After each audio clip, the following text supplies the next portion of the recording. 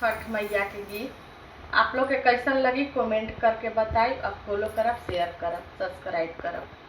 राधे राधे, जय सतगुरुदेव। छोटे मोटे मंदिरवा में भरल बड़े देवा, छोटे मोटे मंदिरवा में भरल बड़े देवा।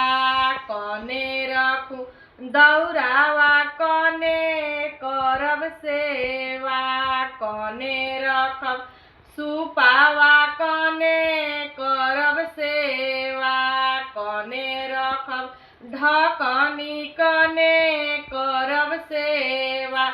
छोटे मोटे मंदिरवा में भरल हथिन देवा, छोटे मोटे मंदिरवा में भरल बड़े देवा।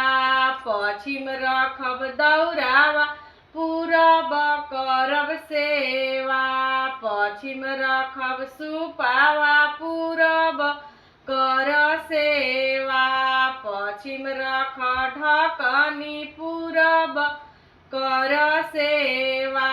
छोटे मोटे मंदिरवा में भरल हथिन देवा, छोटे मोटे मंदिरवा में भरल बड़े देवा।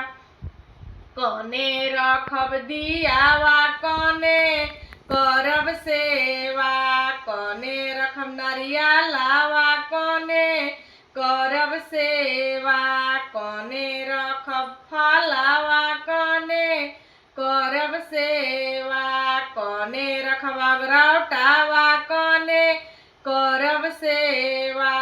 पश्चिम रख अगरौटावा, पूरब कर सेवा, पश्चिम रख नरियलावा, पूरब कर सेवा, पश्चिम रख दूधावा, पूरब कर सेवा।